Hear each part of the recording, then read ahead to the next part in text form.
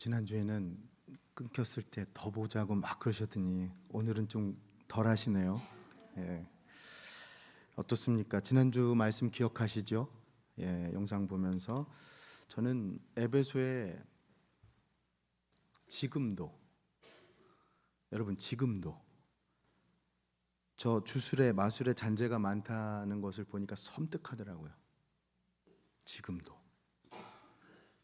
근데 그곳에 말씀의 역사가 있었던 겁니다. 마술을 행하던 사람들이 자신들이 갖고 있던 온갖 마술 주술책들을 다 갖고 와서 모아서 불살랐을 때 그 값어치가 얼마나 됐느냐? 은 5만이나 되었다라고 기록하고 있죠.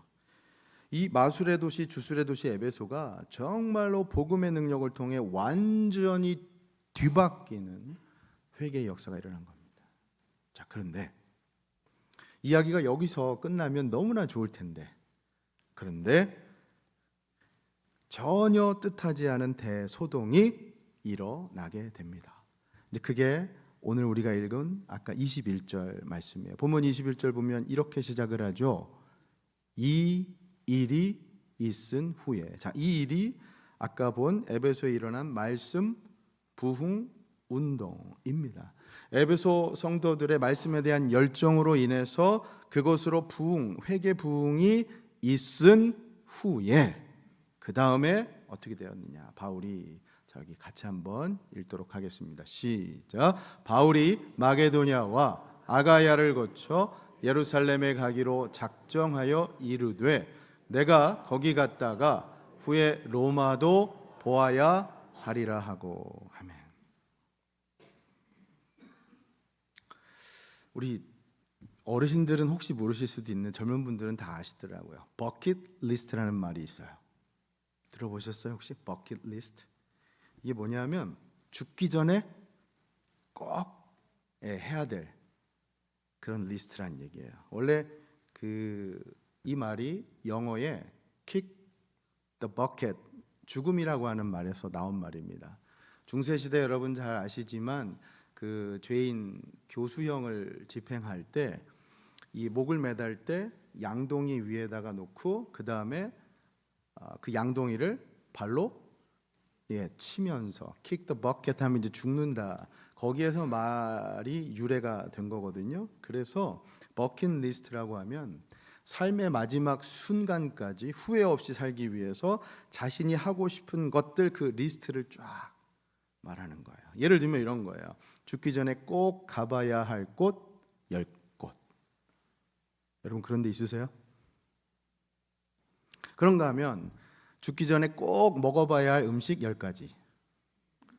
그런 거 있으세요? 그게 버킷리스트예요. 제가 왜 이 버킷리스트를 말씀드리느냐? 오늘 말씀이 바로 바울의 인생 버킷리스트입니다. 왜? 로마도 보아야 하리라.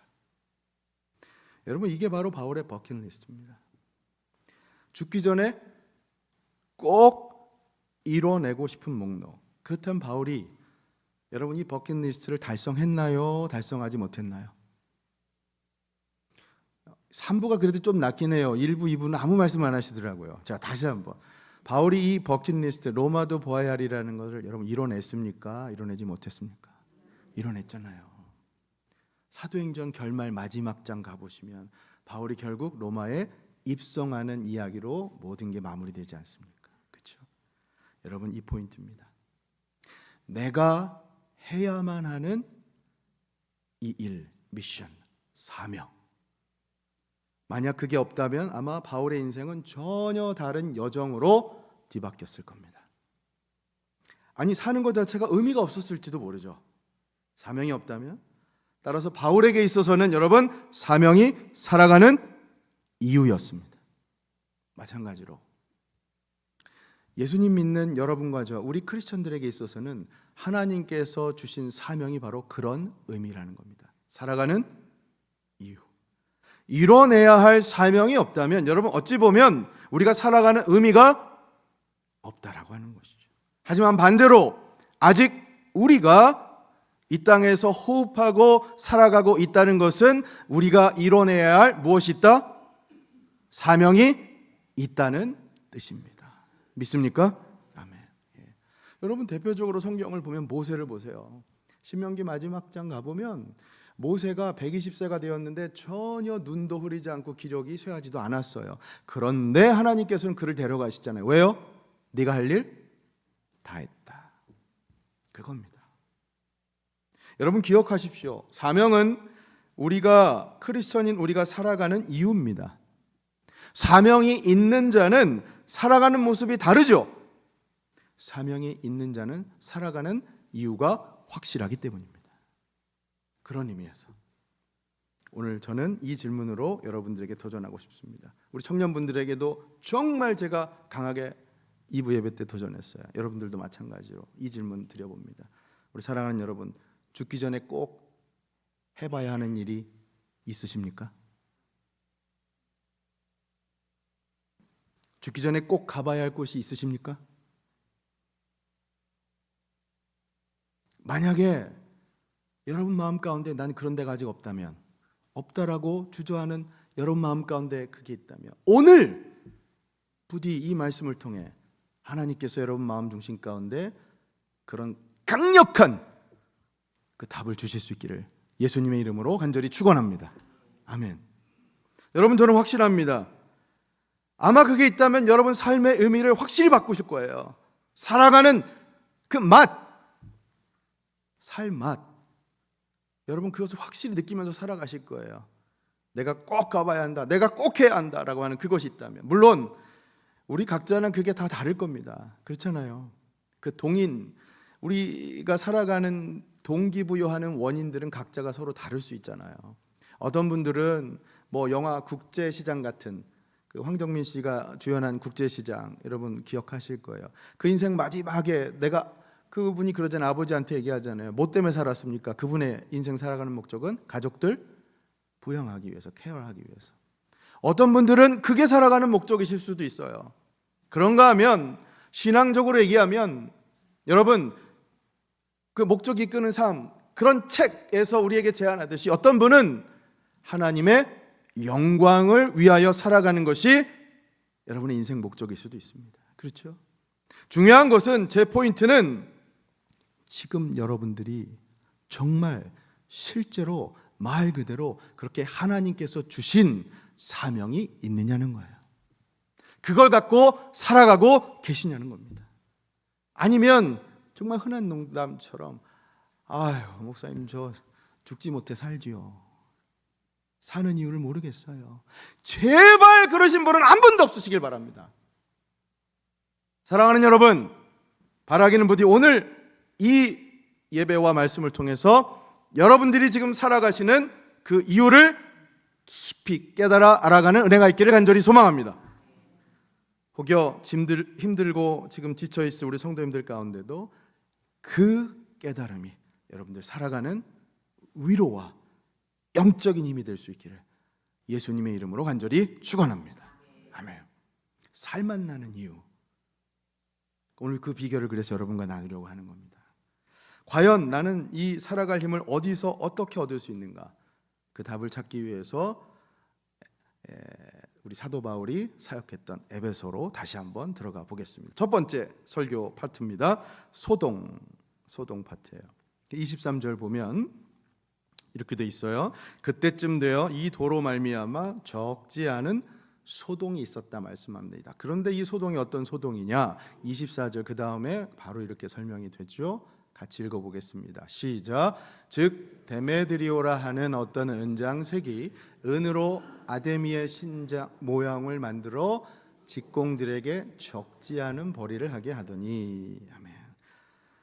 예, 이게 여러분 지난주 말씀뿐만 아니라 아까 동영상에도 보았듯이 에베소에서 일어난 말씀 부흥 운동의 여파입니다. 오늘 말씀은 어떤 면에서 지난주 말씀의 속편격이죠. 이제 그 말씀 부흥 운동, 회개 운동의 후폭풍, 그 여파로 일어난 게 바로 저 소동이에요. 격변의 소용돌이가 일어납니다. 그러다 보니까 나중에 말씀 보면, 본문 이후에 보면 바울이 결국 에베소를 떠나게 돼요. 이 소동 때문에. 자, 그럼 어떤 소동이냐? 여기 보면 데메드리오라는 인물이 등장하죠. 은장색인데 은을 세공해서 신상을 만들며 살아가던 사람이에요. 이게 어떤 신상이냐면 아데미라고 하는 아데미 신상이에요. 당시 실제로 에베소에는 이 아데미 신전이 있었거든요. 아까 여러분 동영상에서 기억나세요? 아데미 신전? 본래 그 아데미 신전을 이제 복원한 저 사진입니다. 보시는 것처럼 저 정도였어요. 어마어마한 아데미 신전은 여러분 고대 그 7대 불가사의 중에 하나라고. 그러니까 예를 들면 이제 이집트의 피라미드나 그리고 우리 다니엘서 같이 그때 나눴듯이 바벨론의 공중정원 같은 정말 상상할 수 없는 그런 불가사의 중에 하나가 엄청난 규모였어요. 기둥이 무려 여러분 127개입니다. 그렇죠. 기둥 하나가 높이가 아까 18m 무려. 우리 교회 건물보다도 더 커요. 이 6중 7층 정도의 어마어마한 사이즈입니다. 넓이가 오늘날 축구장 면적보다도, 그러니까 사이즈가 137m, 69m, 100m 달리기보다도 더 달려야 돼요. 그런데 저게 어떻게 됐었죠, 여러분? 아까 동영상에 기둥 하나만 남고 저렇게 됩니다. 다 사라졌어요, 지금. 다 사라졌어요. 근데 이 신전이 아데미라고 하는 여신을 모시는 신전이에요. 아데미. 다른 사진을 또 보여주시면 저게 바로 보이는 사진이 아데미 신입니다. 여러분 왜 그리스 신화에 보면 신중의 왕이라고 하는 무슨 신죠? 제우스. 제우스의 딸이 바로 저 아데미입니다. 풍요의 여신이에요. 잘 보시면 신상 보면 24개 가슴을 달고 있어요. 다산과 풍요를 상징하는 거예요. 그러다 보니까 에베소 사람들이 숭배를 받게 되죠. 왜? 사람들이 집집마다 신상을 하나씩 다 사갖고 가서는 자기 집 놓고 소원 비는 거예요. 불상처럼. 그러니까 여러분 아까 그 에베소에서 그 온갖 기념품들처럼 팔아가는 그게 그냥 수버니어가 아니에요. 여행지 가면 그게 다 우상의 잔재들이에요. 이 신상을 만드는 비즈니스가 여러분 이 당시 어땠겠어요? 그야말로 떼돈 버는 장사였어요. 이게 비즈니스가 현금이 얼마나 많았던지 여러분 당시 이 아데미 신전에 세계 최고의 뱅크 은행이라고 불릴 정도였어요. 캐시플로우가 그 정도였어요. 여러분 옛날이나 지금이나 사람들은 다 똑같잖아요. 소원이 뭐예요? 풍요, 부요한 거. 그거 마다할 사람 아무도 없잖아요. 그죠? 그러니까 이 에베소 사람들이 저 풍요의 여신 아데미를 숭배한 거예요. 에베소뿐만 아니라 심지어 주변의 도시들까지도 다 관광하러 일부러 와요. 매년 5월에 저 아데미 여신을 제대로 섬기는 대축제가 있었다고 합니다. 요새 말로 그야말로 대박나는 아이템이 저 신상이에요. 대박이에요. 주변 도시들 심지어 만들어서 수출까지 할 정도로. 마치 부적처럼 여러분 왜 우리가 여행 가거나 한국에서 왜 군대 가는 때도 예전에 저 군대 동기들 보면 뭐가 꼬깃꼬깃 안에서 나오는데 보면 그게 부적이에요. 그 집에서 너 이거 갖고 가면 안 다칠 거라고 그러면서 이게 아데미 신상을 심지어 그런 식으로 해가지고 다 장사를 한 거예요. 얼마나 이때가 여러분 상상이 좀 되시죠? 근데 변화가 생기잖아요. 생계에 위협이 닥칩니다. 이 죽을 밥줄이 끊길 위험에 처한 거예요. 왜? 바울이 전한 복음 때문에. 매출이 반토막이 난 거예요. 쉽게 얘기하면 우리 여러분들 이민자로 살아가신 여러분들 비즈니스 하시는 분들 하룻밤 사이에 매출이 반토막 나요. 이거 어떻게 됩니까? 내 생계가 달렸는데. 지금 그러자 이 안에 데메드리오라고 하는 사람을 비롯한 같은 직종에 있는 사람들이 다 들고 일어난 거예요. 겉으로는 물론 위대한 여신 이 아데미의 위엄을 곤두박질치게 만들었다 이렇게 내세우지만 실제 이유는 뭐 때문입니까? 돈 때문에. 돈 때문에 지금 속내는 더 이상 신상 판매로 돈벌이 하지 못하는 자기들 생계를 위해서 아주 기가 막히게 지금 데메드리오는 사람들을 선동하면서 일으킨 거예요. 자, 그러자 에베소 사람들이 어떻게 반응을 보이느냐? 자, 보세요. 28절, 29절입니다. 시작. 그들이 이 말을 듣고 분노가 가득하여 외쳐 이르되 크다 에베소 사람의 아데미여 하니 온 시내가 요란하여 바울과 같이 다니는 마게도냐 사람 가이오와 아리스타고를 붙들어 일제히 연극장으로 달려 들어가는지라. 크다 에베소 사람의 아데미여. 이게 지금 구호를 외치면서 결의를 다진 거예요. 우리의 생계를 망칠 저 바울의 일행 쫓아내려고. 이런 거예요. 물러가라, 물러가라. 오늘날 이 집회하는 거랑 똑같은 거예요. 이게 지금 그런 식으로 분위기의 집회가 됐다는 거예요. 온 도시가 삽시간에 지금 혼란에 빠져들어요. 다행히 바울은 잡히지 않았지만 일행인 누가 잡혀갑니까? 가이오와 아리스타고가 연극장으로, 이 대형 원형 야외극장으로 끌려가요. 제가 지난주에도 말씀드렸지만 2만 5천 명 수용할 수 있는 엄청난 사이즈입니다. 여러분 상상해 보세요. 머릿속에 그 많은 사람들이 원형 경기장에 빽빽하게 스테디움을 가득 메우고 있어요. 그런데 어떻게 합니까? 물러가라. 재밌는 게 오늘 본문을 읽다 보면 어떤 말도 있냐면 사람들이 너도 나도 몰려가니까 그냥 쫓아갔거든요. 근데 이게 왜 가는지도 모르고 자기가 그러면서 쫓아간 사람도 있다고 사도행전의 저자인 누가는 그렇게 증언하고 있습니다. 그러기를 얼마나 했느냐? 2시간. 2시간이에요. 34절 한번 보시겠습니까? 34절 같이 읽어보죠. 시작. 그들은 그가 유대인인 줄 알고 다 한 소리로 외쳐 이르되 크다. 에베소 사람이 아데미어 하기를 몇 시간? 2시간. 여러분 실감 잘 안 나시죠? 가만히 앉아서 만약에 영화를 보라고 해도 여러분 2시간 앉아 계시면 아마 좀이 쑤실걸요.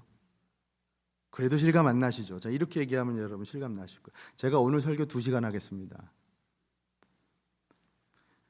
아마 안 아프신 팔 다리가 갑자기 아프실걸요. 2시간? 이건 마치 스포츠 경기 응원할 때 축구 경기 생각해 보세요. 2002년 월드컵 생각해 보세요. 뭐라고 외칩니까? 대한민국 2시간 그렇게 외치는 거랑 똑같은 거예요. 지금 다들 일어나서 정말 제정신이 아닌 것처럼 물러가라 지금 집회를 했던 거예요. 결국 이 사태를 진정시키기 위해서 이 에베소의 최고 행정관인 서기장이 나섭니다. 모든 사태를 진정시키고 마지막 41절에 보면 사람들이 다 해산돼요. 사태가 진정되고 이렇게 되죠. 41절에 모든 모임들이 흩어졌다. 군중들이 흩어졌다고 얘기합니다. 자, 여러분 지금까지 설명한 이 에베소의 소동을 보며 무엇을 느끼십니까? 어떤 교훈을 발견하세요? 맞습니다. 예수 믿으면 세상에 소동도 일어납니다. 왜요? 우리의 삶이 변하기 때문에, 우리의 삶이 다르기 때문에, 심지어 생계도 버릴 정도거든요. 자기가 그동안 먹고 살기 위해 가졌던 거 다 갖다 버리잖아요. 그게 예수 믿은 사람들의 변화된 삶.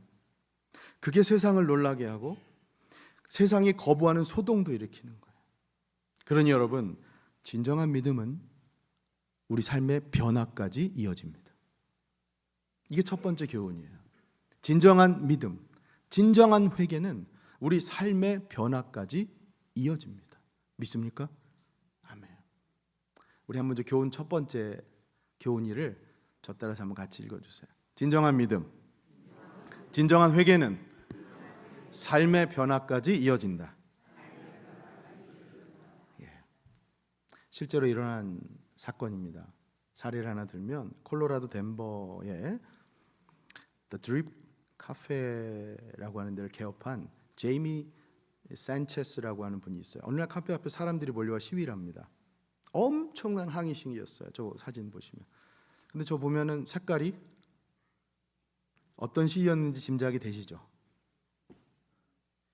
항의 이유는 LGBTQ 관련해서 성경적인 입장을 이분이 웹사이트에 게시를 했어요. 그것 때문에 덴버 커뮤니스트라고 하는 이 단체의 주도로 지금 와서 항의를 하는 거야. 개업 전부터 플랜카드 걸고 불법 전단지를 배포하고 유리창 파손하고 스티커 부착하고 다양한 방식으로 와서 항의를 해요. 첫 개장일이 2023년 6월 3일에 우리 비즈니스 하시는 분들 남의 얘기가 아니에요. 지금 그죠? 시위가 시작됐고 2023년 현재는 매달 첫 번째 금요일에 시위가 이어지고 있다고 해요. 근데 이 시위에 대응하는 이 주인 아주 인상적이에요. 매달 이 First Friday에 찬양 행사로 폭력을 삼가고 그냥 사랑으로 평화적인 대응을 이어가고 있답니다. 여러분 이게 실제 사례예요. 사진 내려주시고요. 여러분, 이렇듯 이 사건은 복음의 진리가 기치를 올릴 때 오히려 세상은 소동이라고 하는 그 반작용이 생길 수 있다는 실제적인 증거입니다. 그렇다고 여러분 오해는 하지 마십시오. 저는 우리 크리스천들이 무조건적으로 과격하게 세상에 대해서 반응해야 되고 동성애자들에게 포용하지 않아야 된다라고 말씀드리는 건 절대 아닙니다. 오해하지 마십시오. 포인트는 에베소에서 일어난 이 말씀 부흥운동, 회개운동, 그것은 삶을 변화시킨다는 거예요. 그렇기 때문에 소동도 일어난다는 겁니다. 그러니 세상에서의 소동이 실패가 아니라 오히려 복음의 능력이 증명되는 자리일 수도 있음을 잊지 마시길 바랍니다. 여러분, 우리의 삶이 세상 가운데 소동이 일어날 수 있어요. 한국에 여러분 박영선 목사님이라고 아시죠? 이분께서 전도를 가르치면서 이런 말씀을 하셨어요. 뭐라고 하시느냐? 전도는 우리가 가만히 있어도 전도다. 이 알쏭달쏭한 말이 무슨 말인가? 전도는 우리가 가만히 있어도 전도다. 전도는 우리가 살아가는 그 모습, 그걸 보면서 자연스럽게 일어난다는 거예요. 그러니 가만히 있어도 전도라는 거죠. 물론 아무것도 안 한다는 말이 아니에요. 가만히 있는 건 아니에요. 실제로. 왜? 우리는 사니까, 살아가는 거니까, 살아내는 거니까. 크리스천으로 살아가게 되면 세상이 뒤흔들라는 겁니다. 여러분, 얼마 전까지 우리 함께 나눴던 산상수훈 말씀 기억해 보세요. 예수님 말씀하시잖아요. 팔복 후에 가장 첫 번째로 얘기한 게 뭡니까? 너희는 세상의 소금이요 빛이라. 너희는 소금이 되라, 빛이 되어라라고 말씀하지 않으셨어 이미. 근데 그냥 소금이요 빛이라고 말씀하지 않으시잖아요. 너희는 어디에? 세상의 소금이요 빛이라. 믿습니까? 아멘. 여러분, 우리가 살아가는 건 세상이에요. 세상을 그러니까 놀래킬 수밖에 없다고요. 크리스천들은 우리가 다르게 사는데 세상이 어떻게 가만히 있겠어요? 그죠? 사랑하는 여러분, 여러분과 저는 이 진정한 회개, 삶의 변화까지 이어지는 진정한 신앙으로 살아갈 수 있기를 진심으로 소원합니다. 아멘. 생계의 위협을 무릅쓰고서라도 주님 이거 하지 마라, 이거 해라 말씀하시면 과감히 결단할 수 있는 그 참된 크리스천의 모습으로 살아갈 수 있기를 예수님의 이름으로 간절히 축원합니다. 아멘. 소동을 통해서 우리가 배울 수 있는 교훈, 첫 번째 이걸 좀 나눴습니다. 자, 두 번째 설교 파트는 이제 사명입니다. 사명. 자, 에베소에서 일어난 이 소동을 그래서 바울이 후에 고린도후서에 가면 생생하게 증언을 해요. 간증이에요, 말하자면. 그 고린도후서 1장 8절 9절 말씀 두 절인데 같이 한번 읽어봅니다. 시작. 형제들아, 우리가 아시아에서 당한 환난을 너희가 모르기를 원하지 아니하노니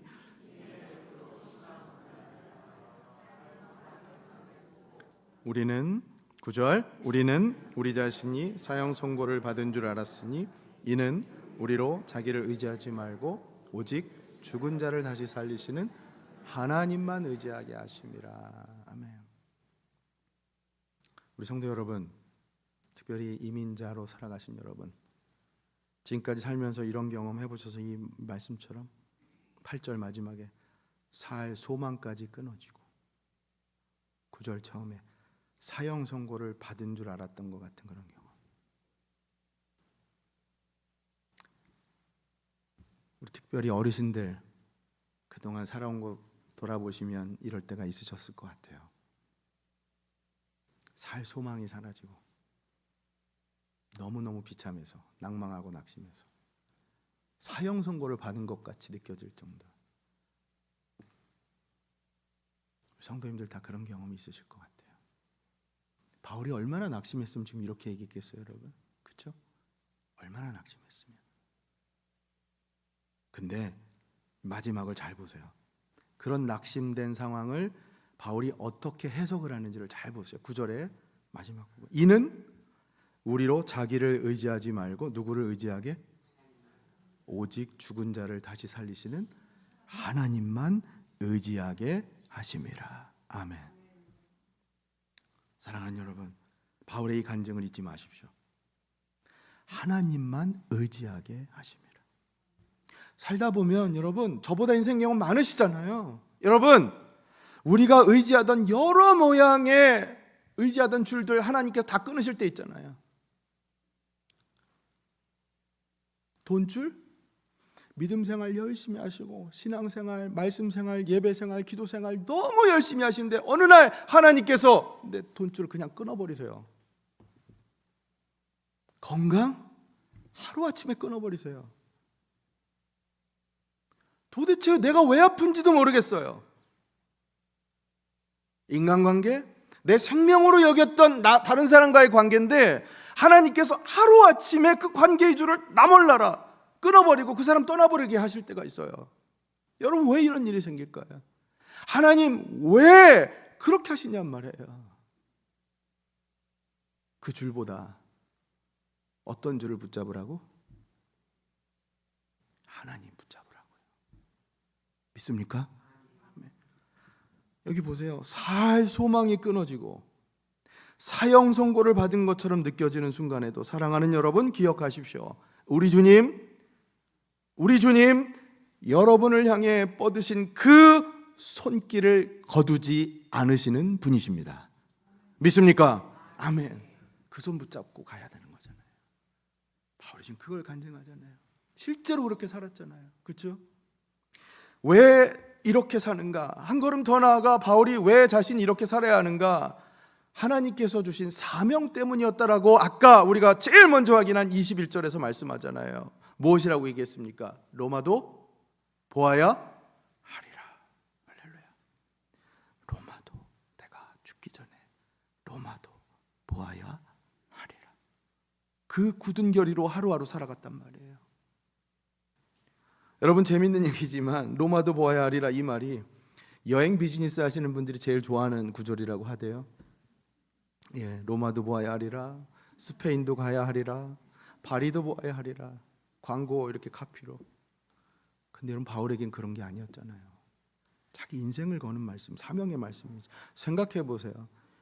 안 힘든 거 아니잖아요. 죽을 고비 수도 없이 넘겼잖아요. 그런데 어떻게 견뎠습니까? 사명이 있으니까. 그리고 마침내 그 사명을 이뤄냈습니까? 못 이뤄냈습니까? 이뤄냈잖아요. 할렐루야. 아멘.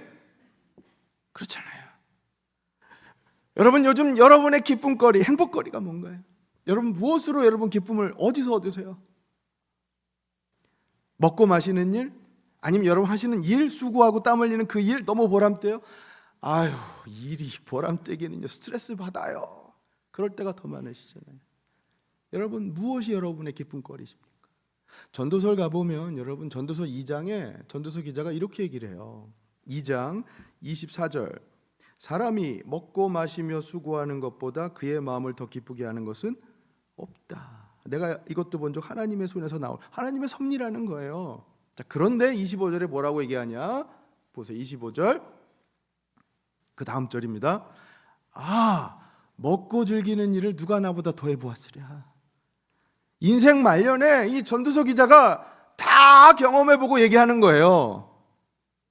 내가 다 해봤어. 26절에 그래서 뭐라고 얘기하느냐?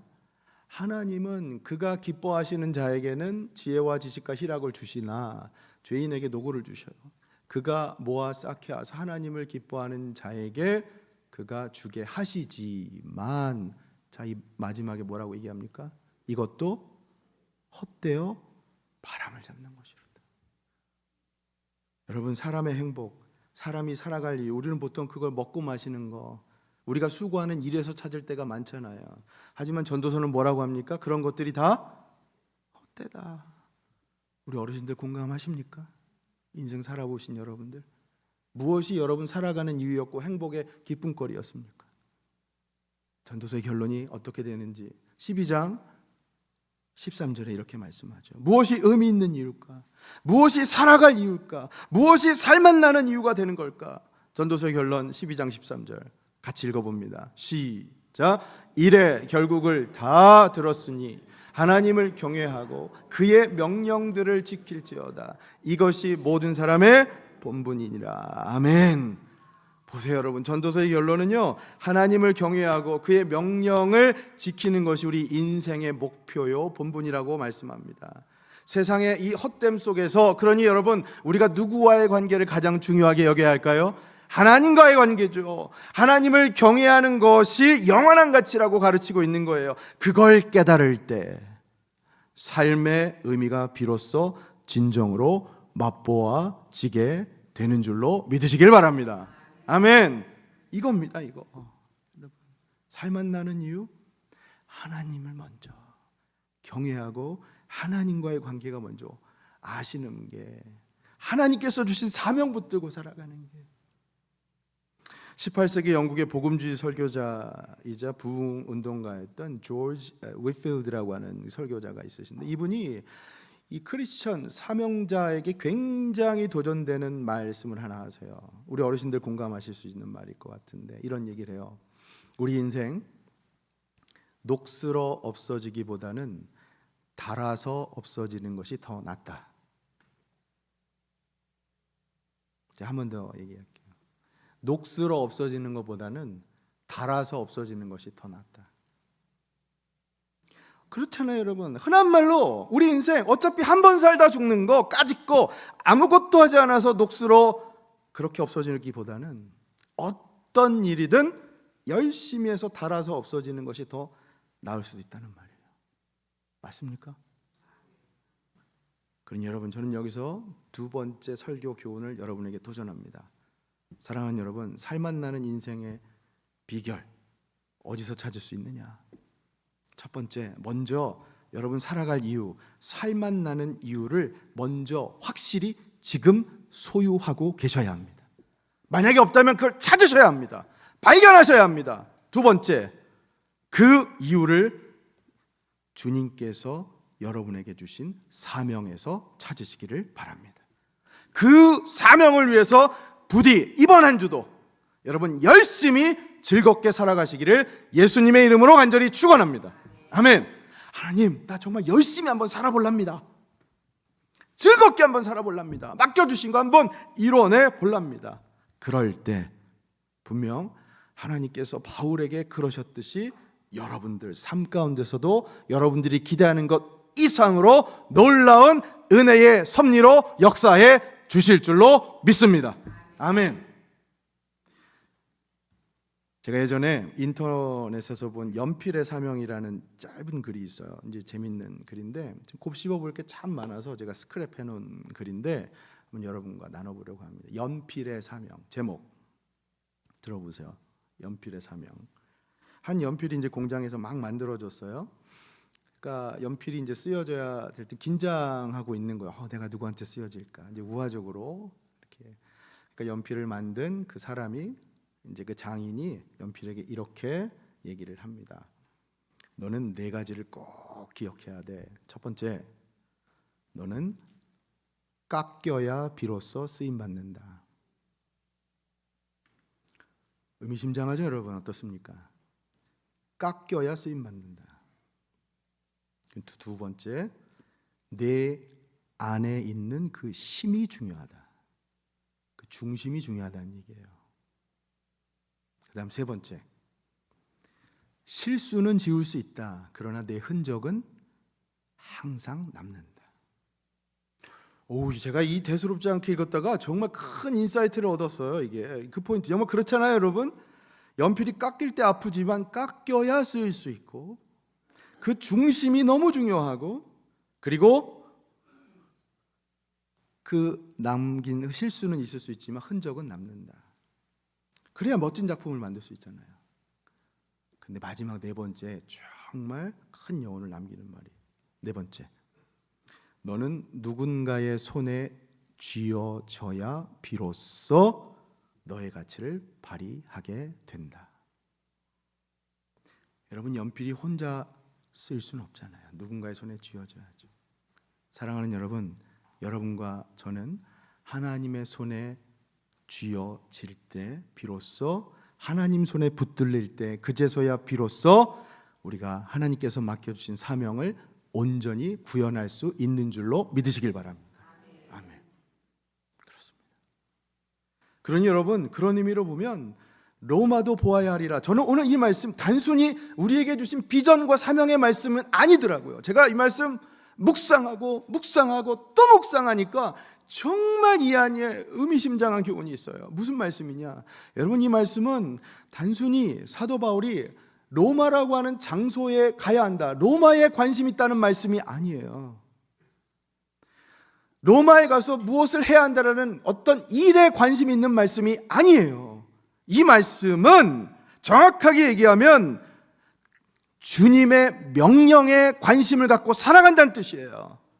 다시 말해, 사도 바울은 주님께서 명령하셨기 때문에, 주님의 명령이기에 로마도 가야 하는 것이고, 스페인도 가야 하는 것이고, 이 필라델피아도 가야 하는 것이고, 그렇게 주님의 명령이기 때문에 어느 곳도 갈 수 있다고 그렇게 말씀한다는 것입니다. 할렐루야. 아멘. 여러분, 지금 필라델피아에 왜 계십니까? 왜 지금 필라델피아에 계십니까? 전 세계 수많은 열방 가운데 교회는 많아요. 살아갈 삶터는 어디서든지 구하실 수 있어요. 왜 필라델피아에 계십니까? 왜 임마누엘 교회에 계십니까? 여러분, 우리의 문제는 무엇인가? 때로 우리는 장소에만 관심이 있어요. 어떤 자리, 어떤 일에만 관심이 있어요. 하지만 바울이 로마도 보아야 하리라라고 말씀하신 이 의미는 그 일을 시키신 주님께만 관심이 있다는 뜻입니다.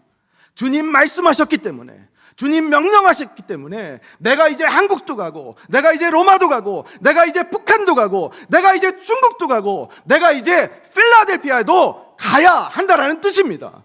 믿습니까? 주님 말씀하셨기 때문이에요. 이 말씀 뜻은요. 성경 보세요. 바울만 그런 게 아니잖아요. 여러분, 아브라함 보세요. 하나님 명령하시니까 고향 떠나잖아요. 예수님의 제자 보세요. 예수님께서 나를 따르라 말씀하시니까 다 버리고 예수님 따르잖아요. 예수님 명령하셨기 때문에. 그러니 여러분, 만약 지금 여러분들, 주님께서 여러분들에게 직접 말씀하셨다면, 지금 이 시간 하루하루 주님께서 여러분들에게 말씀하고 계시다면 그 여러분의 인생이 정말 살맛나는 인생이 된다는 겁니다. 왜? 주님께서 여러분 사명을 주셨기 때문에, 그리고 주님께서 여러분 함께하고 계시기 때문입니다. 할렐루야. 예, 살맛나는 인생의 비결이요, 주님께서 주신 사명이 있는 자에게, 그래서 주님과 동행하는 자에게 우리 인생 살아갈 이유와 살맛나는 그 비결을 발견하게 될 줄로 믿습니다. 아멘. 말씀 맺겠습니다. 여러분, 제가 오늘 이렇게 좀 많이 하이톤으로 여러분에게 말씀드린 이유, 우리 어르신들 하루하루 지금 어떤 시간으로 살아가십니까? 여러분 인생 하루 지나고 하루 지나니 또 한 달 되고, 이 여름 지나면 가을 되고 겨울 오겠지. 그러면 또 1년 지나고 2년 지나고, 여러분 그렇게 80평생 90평생 살았잖아요. 그러면 지금 이 시간이 여러분에게 어떤 의미입니까? 여러분, 하루하루가 소중하지 않으세요? 살맛나는 살아가는 이유가 필요하지 않으세요? 왜 사냐고 물으면 그냥 웃고 끝날 겁니까? 사랑하는 여러분, 오늘 말씀 저는 이렇게 결론 맺기를 원합니다. 설교 처음에도 여러분에게 물어봤던 것처럼, 죽기 전에 지금 여러분 무엇을 하기를 원하고, 죽기 전에 지금 어디를 가야 하고, 만약 여러분들 마음 가운데 나는 한국도 가야 하고, 나는 중국도 가야 하고, 나는 아프리카도 가야 하고, 나는 필라델피아에도 가야 하고, 만약 그렇다면 저는 부디 그것이 주님께서 여러분에게 주신 사명이기를 간절히 소원합니다. 주님의 말씀, 그 뜻에 순종하며 살아갈 때 분명 주님께서 여러분과 함께 하실 것입니다. 그래서 여러분 인생이 살맛나는 인생이 될 것임을 믿으시고, 이번 한 주도 주님과 동행하며 임마누엘 주님께서 함께 해주시는 사명자의 삶 살아가실 수 있기를 예수님의 이름으로 간절히 축원합니다. 아멘.